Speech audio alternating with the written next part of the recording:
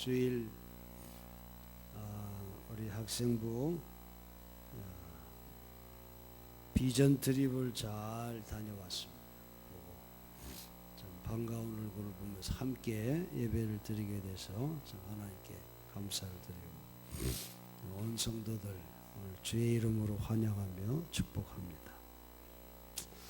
오늘 아침에 본문에서 보여주는 노동자의 임금쟁이라고 하는 그런 비유의 말씀을 통해서 가인의 후회라 이런 제목을 가지고 여러분과 함께 은혜를 나눠보려고 합니다.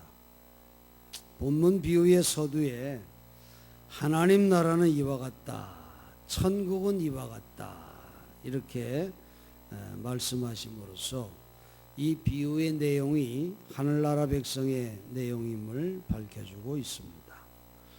우리 크리스찬은 현세에 있어서 하늘나라 백성의 자격을 갖춤으로써 영원한 나라 시민의 자격을 갖춰가는 것인데, 오늘 이 비유를 통해 예수님이 말씀하시는 천국 시민의 자격은 무엇인지 그래서 우리가 살펴볼 수 있습니다. 오늘 본문 내용은 그렇죠. 어느 포도원 농장 주인이 새벽에 나가 일꾼을 모집합니다. 하루 일당 한 데나리온의 조건입니다. 그래서 따라온 일꾼들은 이 보수를 수락한 사람들이었습니다. 유대인의 일품 규정은 해가 뜰 때부터 해가 질 때까지이기 때문에 노동시간이 짧지 않습니다. 이 주인은 낮부터 저녁까지 4번을 더 장터에 나갑니다.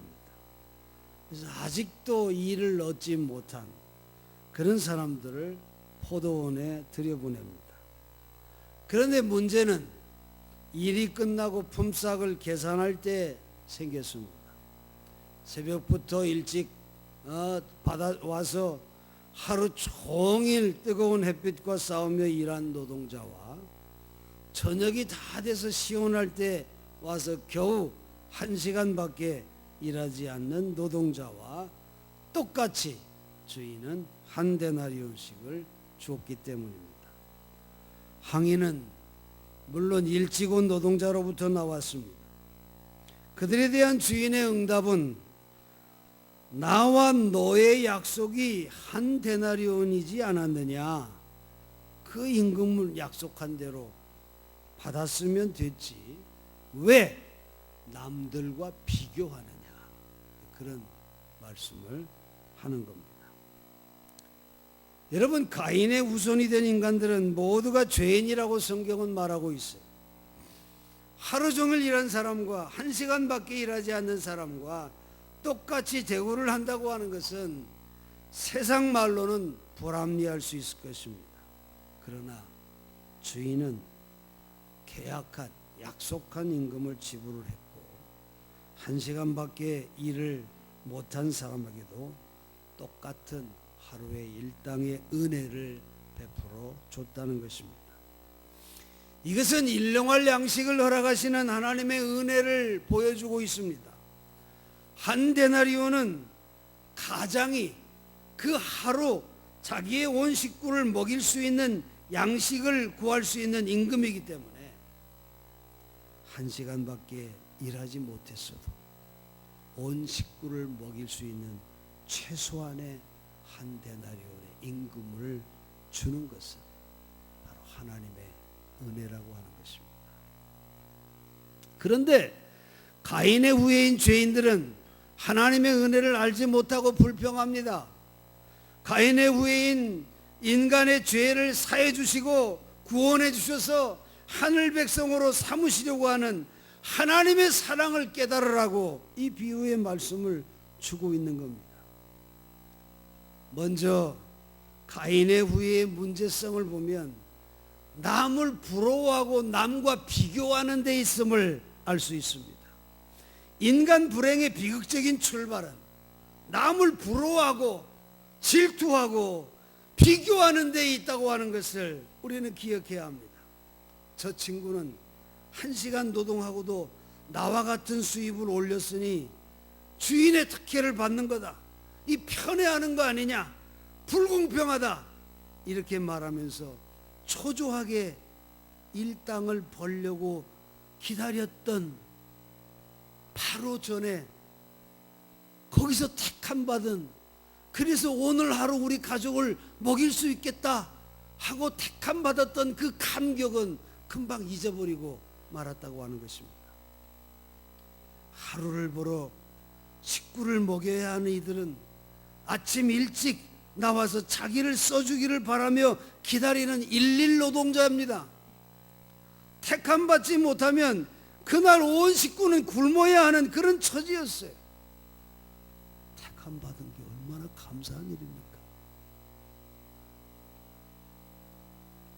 그리고 종일 장터에 앉아서 하루 자기 식구를 먹이려고 하루 벌이를 위해서 택함받기를 종일 기다리며 마음 졸였던 다른 일꾼들의 처지는 무관심한 그런 모습이 바로 죄인된 모습이라는 겁니다.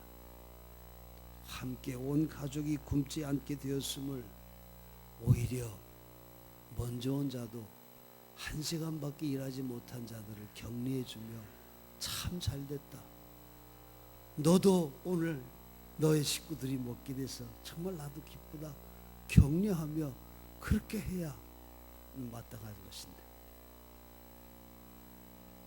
기뻐하고 격려해 주기는커녕 오히려 원망하고 비교하고 그런 모습이 바로 가인의 후회의 모습이라는 겁니다. 사람이 조금 먹고 살만해지면 고생했던 때와 그때 입은 사람들의 은혜와 죽음과 고통에서 건져주신 하나님의 사랑을 다 잊어버리고 이웃을 기웃거리고 부러워하고 비교하고 욕심을 부립니다. 여러분, 이것이 천국에서 지옥으로 되돌아가는 그런 출발이 된다고 하는 것을 기억해야 합니다. 성경은 창세기 4장에서 가인을 통하여 죄를 설명하고 있어요. 자기가 바친 제물을 하나님이 받지 않았습니다. 그렇다면 마땅히 반성해야 되겠지요. 어째서 내 예배를 하나님이 받지 않으셨을까? 무엇이 내가 하나님을 기쁘게 하지 못했을까? 그렇게 자기를 돌아봐야 하는데, 그런데 가인은 자기의 문제를 생각하지 않고 어째서 내 제물은 받지 않고 동생 아벨의 제물만 받으시는가? 이렇게 생각을 했어. 이런 질투의 결과가 결국 살인극으로 끝나고 말았다고 성경은 말합니다. 부러워하는 마음이 지옥문이 되는 것은 남을 부러워하면 자기는 점점 초라해지고 무가치하게 느껴지기 때문에 무리가 생기고 죄를 짓게 되는 것입니다. 그래서 예수님은 장터에서 노는 아이들의 비유에서 우는 자와 함께 울고 웃는 자와 함께 웃는 인간이 바로 천국 시민의 모습이다, 그렇게 말씀하신 겁니다. 남이 잘 될 때 기뻐할 줄 알고 남이 안 될 때 동정할 줄 아는 사람, 그런 사람이 사실은 자기를 높이는 자가 되는 것이고 행복한 그런 삶을 살아가게 되는 것입니다. 하늘나라 시민은 부러워하고 질투하고 경쟁하고 자랑하고 과시하고 남이 잘못되기를 은근히 바라는 자가 아닙니다. 그것들은 지옥의 시민의 특징이고 가인의 후예들에게서 나오는 모습이 아닐 수 없습니다. 부러움은 남을 쏘는 것 같지만 결국 상하기는 자기가 상하게 되는 것입니다. 주님의 오심이 왜 오셨습니까? 가인의 후예된 죄인들, 인간들을 구원하시기 위해 오신 거 아닙니까? 십자가의 고난을 통해서 인간을 하나님의 자녀로 삼으시려고 오셨습니다. 우리가 다 이 은혜를 받은 자들입니다. 이 은혜로 천국 시민이 된 하나님의 백성들 아니겠습니까? 사랑하는 여러분 가운데 가인의 후예가 한 명도 없기를 간절히 바랍니다. 두 번째로 이 비유에서 나타난 노동자들의 불만에 잘못된 점이 있다는 것이 예수께서 이 이야기를 비유로 주실 때 포도원 주인은 하나님을 가리킵니다. 그들이 하나님의 초청을 받아서 하나님의 포도원에 들어가 일을 하게 되었을 때 과연 그들의 진짜 보수가 무엇이었습니까? 한 데나리온이었을까요? 시간당 얼마로 계산된 그런 만족할 만한 수당이 정말 그들의 진짜 보수라고 여러분 생각하십니까? 이 비유에서 예수는 경제 불황을 배경으로 하여 노동자들이 일거리를 구하지 못해 장터에서 서성대고 있을 때 어느 포도원 주인이 찾아와서 은혜로서 일할 수 있는 것으로 그렇게 스토리를 전개하고 있음을 주목해야 합니다. 그렇다면 여러분, 이 노동자들의 진짜 보수는 은혜 베풀기를 기뻐하시는 이 인자한 주인의 일을 할 수 있는 그 자체가 그들의 보수가 아니겠습니까? 여러분, 진짜 보수는 한 데나리온이 아닙니다. 그들에게 주는 진짜 보수는 맡겨준 일 자체, 오늘도 일할 수 있었다고 합니다. 하나님의 농원에서, 하나님의 포도원에서 하나님과 함께 하나님 곁에 하나님의 일을 할 수 있다고 하는 것, 이보다 더 큰 보수가 어디 있겠습니까? 일하는 보람 혹은 사는 기쁨에 대하여 근본적인 차이가 논의되고 있는 것입니다. 여러분, 한 데나리온이 보람이요 기쁨이 될 수는 없는 것입니다.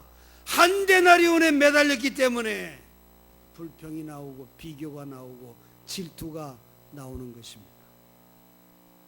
탕자의 비유에서도 예수는 이 문제를 말하고 있지 않아요?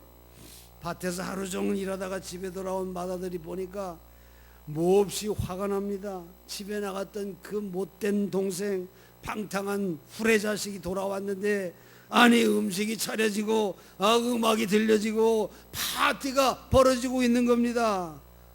이 큰아들은 마땅히 돌아온 동생을 기뻐하고 자기도 파티에 참여해서 기쁨을 함께 누려야 됨에도 불구하고 그는 파티에 참가하지 않습니다.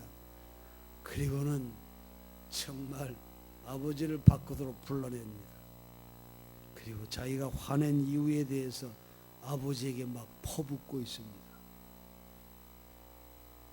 그는 말하죠. 나는 여러 해 동안 아버지를 섬기고 아버지 말씀대로 순종해서 일해왔는데 나와 내 친구들을 위해서는 염소 새끼 한 마리도 잡은 일이 없는데 저 못된 자식을 위해서는 살찐 송아지를 잡았다고 하니 정말 이럴 수가 있습니까? 이렇게 아버지에게 화를 퍼붓고 있어요. 이 아들은 아버지를 섬기는 보수를 살찐 송아지로 계산하고 있다고 하는 거예요. 염소 새끼를 작은 은혜로, 살찐 송아지를 큰 은혜로 그렇게 비교하면서 아버지의 은혜를 물질적으로 계산하고 있다고 하는 것입니다. 여러분, 그것이 정말 그 아들의 보수입니까? 여기에 대해서 아버지가 뭐라고 얘기합니까? 참 가슴을 치며 얘기했을 겁니다. 아들아, 너는 나와 항상 함께 있으니 내 것이 다 네 거 아니냐 이놈아.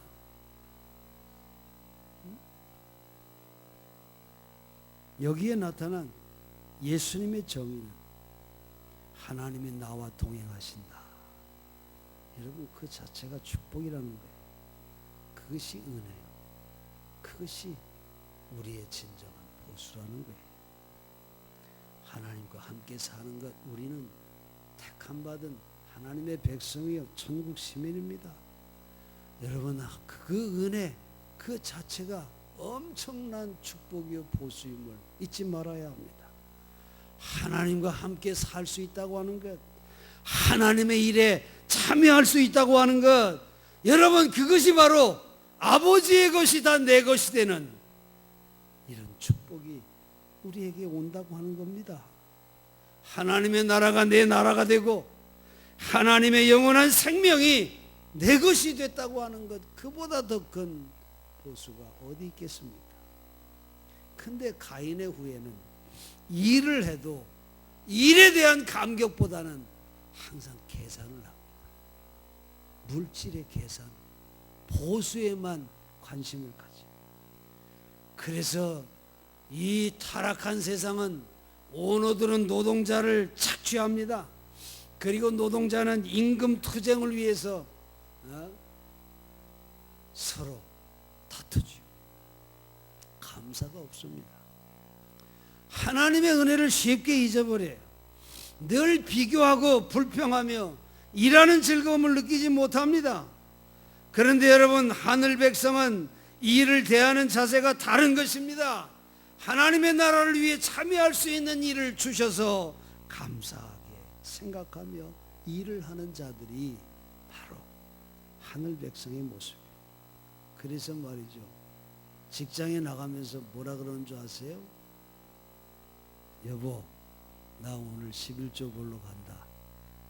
그렇게 말하는 사람. 일할 수 있도록 건강 주시고, 그리고 하나님의 사업에 헌신할 수 있도록 일을 주신 것, 이게 감사하고 이게 감격하다고 하는 거예요. 가인의 후예들은 만족할 줄 몰라요. 늘 자기중심적입니다. 남을 생각하려고 하지 않아요. 늘 세상적인 잣대로 물질적으로 남을 비교합니다. 오늘 본문의 비유 속의 포도원을 하나님의 동산인 교회라고 해석하는 학자들이 있어요. 교회를 중심으로 봉사하고 교육하고 서로 사랑하며 살아가는 것이 바로 신앙생활입니다. 그것은 하나님이 지으신 모든 아름다움을 지켜나가는 작업이 아닐 수가 없습니다. 하나님과 함께 교회를 중심하여 일할 수 있는 자체가 바로 우리의 보수고 하나님이 주신 은혜요 축복임을, 이것을 아는 자는 복이 있을 것입니다. 사랑하는 성도 여러분, 우리는 가인의 후예에서 십자가의 은혜로 변화된 하나님의 자녀들임을 기억하세요. 옛사람의 옷을 벗어버리고 그리스도로 새 옷을 입은 사람임을 잊지 마세요. 항상 기뻐하시고 범사에 감사하시고 쉬지 말고 기도하셔서 천국 백성의 그런 복된 삶 살아가는 여러분 되시기를 간절히 축원합니다. 기도하겠습니다.